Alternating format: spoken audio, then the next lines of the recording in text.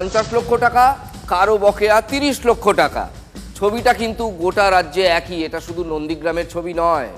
উত্তরের আলিপুরদুয়ার বলুন বা পশ্চিমের মানে রাজ্যের পশ্চিমাঞ্চলের পুরুলিয়া, সব জায়গায় ছবিটা এক।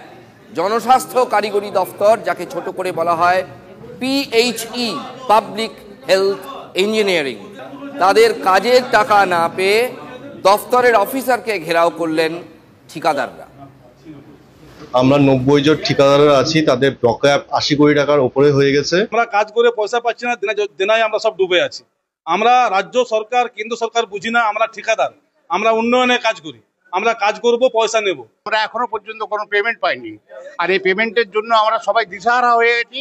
কারো কিছু নাই, সব নিঃস্ব হয়ে গেছে। আমরা কাউকে টাকা দিতে পারছি না, পাওনাদারদের ভয়ে আমাদেরকে ফোন বন্ধ রাখতে হচ্ছে এবং মাসের পর মাস আমাদের ব্যাংকের সুদ কেটে যাচ্ছে। আমরা এবার ঋণের ধারে জর্জরিত হয়ে আছি, ঘরের সোনা দানা সব আমাদের বন্ধক দিতে হচ্ছে। কন্ট্রাক্টর বন্ধুদের অনেকটাই বিল বাকি আছে, প্রায় আমার পুরুলিয়া ডিভিশনের সমস্ত মিলিয়ে প্রায় 200 কোটির কাছাকাছি বিল বাকি আছে। আলিপুরদুয়ারের জনস্বাস্থ্য কারিগরি দফতরের ঠিকাদাররা বলছেন তাদের বকেয়া 80 কোটি টাকা। পুরুলিয়ার জনস্বাস্থ্য কারিগরি দফতরের ইঞ্জিনিয়ার বলছেন ঠিকাদারদের বকেয়া 200 কোটি টাকা। গভর্নমেন্ট অফিসার ইঞ্জিনিয়ার তিনি বলছেন জনস্বাস্থ্য কারিগরি দফতরের ঠিকাদারদের রাজ্য সংগঠনের নেতারা কি বলছেন আপনাদের দেখাই, চমকে উঠবেন। সব মিলিয়ে তাদের পাওনা প্রায় 7,500 কোটি টাকা, এটা বকেয়া। প্রশ্নগুলো ওঠা খুব স্বাভাবিক, কেন টাকা পাচ্ছেন না ঠিকাদাররা? তারা তো উন্নয়নের কাজ করেছেন, সরকারের হাতে টাকা নেই। পুজো অনুদানে টাকা দিচ্ছে সরকার, আমাদের পাড়া আমাদের সমাধান প্রকল্পে টাকা দিচ্ছে সরকার, একটা নতুন প্রজেক্ট লঞ্চ করা হলো, ঠিকাদাররা টাকা পাচ্ছেন না। সব প্রশ্নেই হয়তো হারিয়ে যাবে রাজনীতির ঘোলা জলে। কেন্দ্র এবং রাজ্য সরকারের এখন তত্ত্ব হচ্ছে ঋণং কৃত্বা ঘৃতং পিবেত। উৎসবে কোটি কোটি টাকা বিলি করছেন ক্লাবগুলোকে খুশি রাখার জন্য, হাতে ধরার জন্য, অথচ মানুষের যে বকেয়া আছে, কর্মচারীদের যে বকেয়া আছে, কন্ট্রাক্টরদের যে বকেয়া আছে, সেগুলোকে তারা দিচ্ছেন না।